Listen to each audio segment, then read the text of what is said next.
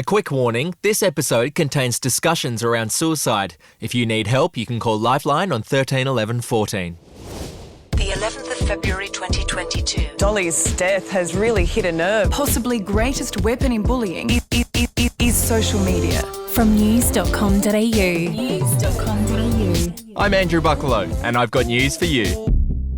1 in 5 Aussie children experience bullying, and that's a stat that has very real consequences. Each year, more than 300 young people in Australia take their own lives, with at least another 100 attempting suicide. In today's episode, we'll meet a mum who lost her 14-year-old daughter as a result of bullying, and she'll reveal how her family is coping 4 years on. I don't think the loss of a child ever gets any easier. I think we grow around our grief and we learn to manage. I don't think the grief diminishes by any stretch of the imagination. That mum, Kate Everett, has since set up a charity in her daughter's name to change the culture of bullying in Australia. She'll tell us about the work that's been done and what other changes are needed to keep our kids safe.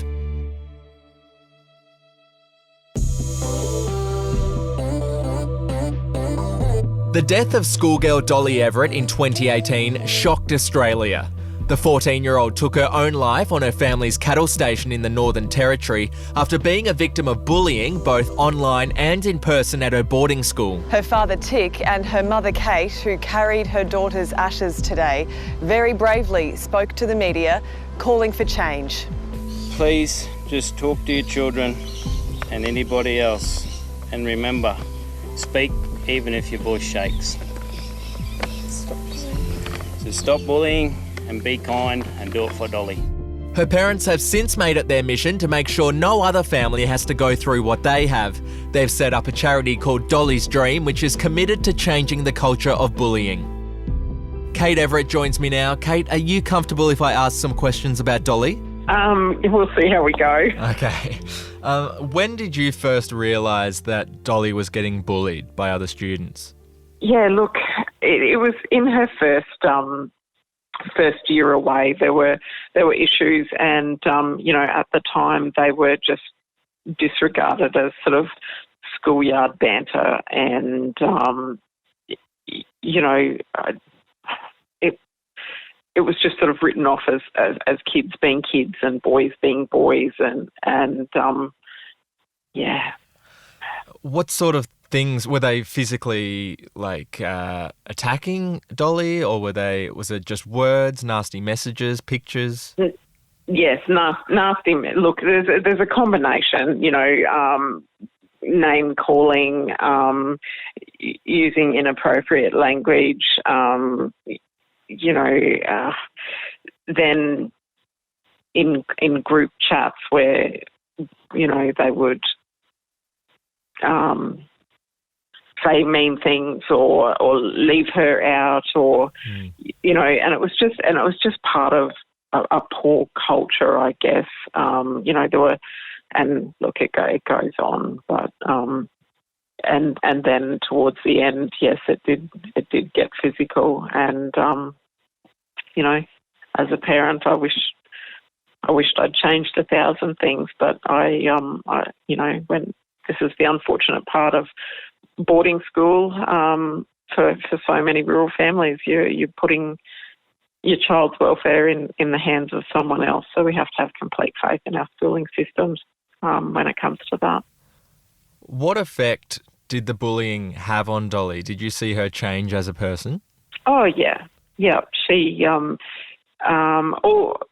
look, this is stuff that we have on our website as well. Withdrawn, changes in friend group, changes in schooling, changes in interests or losing interest in things that once, were a passion.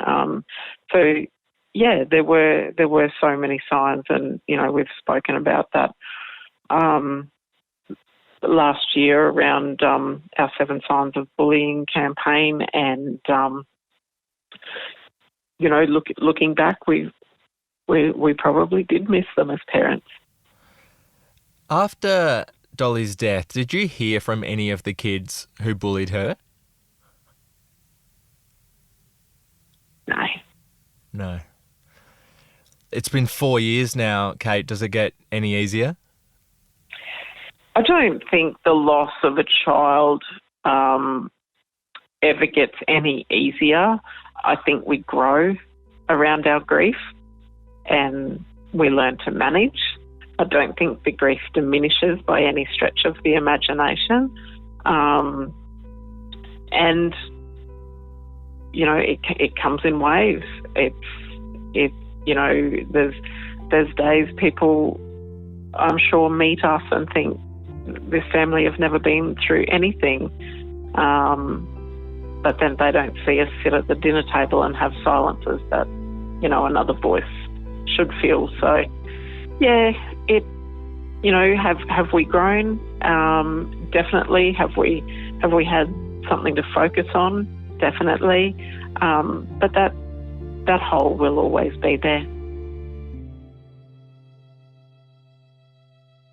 Kate, after Dolly's death, you and your husband set up a charity called Dolly's Dream. What can you tell me about it? We started it with the idea that it'd be committed to changing the culture of bullying by addressing the impacts through education and offering direct support to young people and families. You've travelled all over the country with Dolly's Dream. Have you been shocked at how widespread the problem of bullying is? Absolutely. Look, in the weeks after we lost Dolly, I guess you think you're alone. It's very easy to believe that you're alone in a battle of any sort. And I guess in those early days, we were completely shocked at, you know, the tidal wave of messages and support, and pick up that the messaging that, you know, the simple be kind messaging really had. And that's continued. I mean, I've spoken at schools and we speak at community events, and it's just incredible to hear other people's stories and how there hasn't been any change. So I guess that's what keeps us going. Are you getting emails, messages from parents and kids every day just talking about how this problem is affecting them? Look, yes. In the early days, there were so many, and obviously we've set up our structure a little bit differently now, and I'm not personally dealing with those messages every day now. It has to be like that. I'm not a counsellor. I'm a mum with an experience.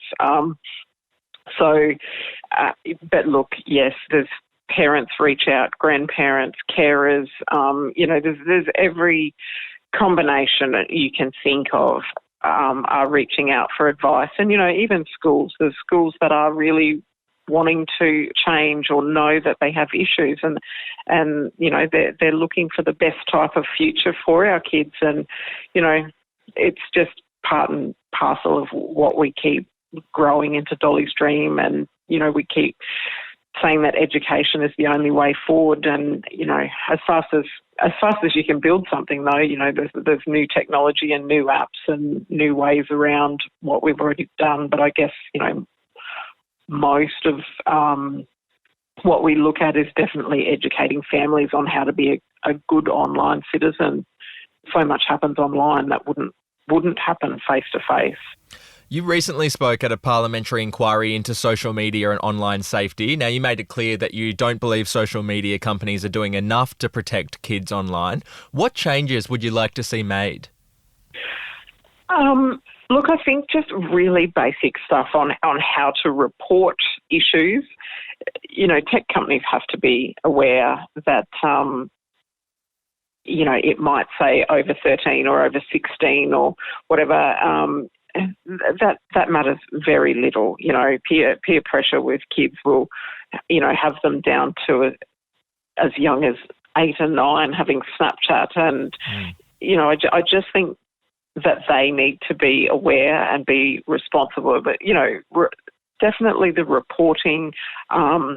If there is younger users, how do we build it in that it is, they're using it at the highest. Like the highest security setting and stuff like that. It defaults to the highest security, not the lowest security. So you've got every creature in the country.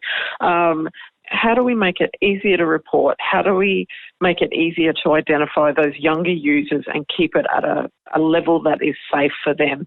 How do we default to the highest security settings? Things, they're just off the top of my head. They're some of the things that I'd like to see. What are some good resources for anyone listening, perhaps a kid listening who is being bullied or a parent who suspects that their child is being bullied? What are some good resources they can check out to help? We've spent 4 years putting together our parent hub on Dolly Stream. It is absolutely full of articles on dealing with a lot of these situations. Obviously, if it's in a school environment, I encourage kids to speak up, to please tell a parent or, a trusted teacher to raise the issue with their school. Just speak up about it. And last year, I actually ran a marathon and raised money to get our helpline off the ground. So we have a Dolly Stream support line that is dedicated to helping families, parents and children, and specialises in that bullying area. So they're very, very focused on child mental health. So that's one of our resources as well. Kate, how do you think we can open up the conversation around child bullying and youth mental health? Look, it's such a difficult conversation to have, anything to do with mental health. There's such a stigma around it. I'd like families to address it. Like, we don't wait till, with a physical illness like a cut or a burn, you don't wait till you've got an infection before you go and seek medical help.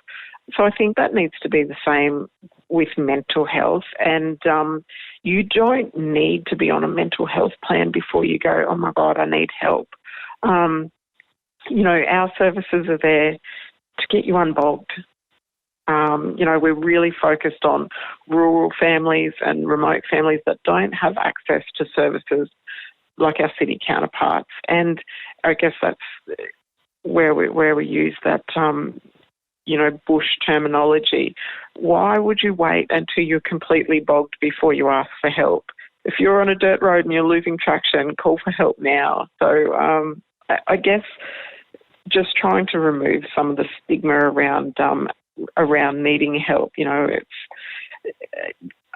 building kids up to ask for help confidently, and it's only going to help them out in adulthood. We have business coaches and sports coaches. Why is it such a big thing to have, a mental health coach as such?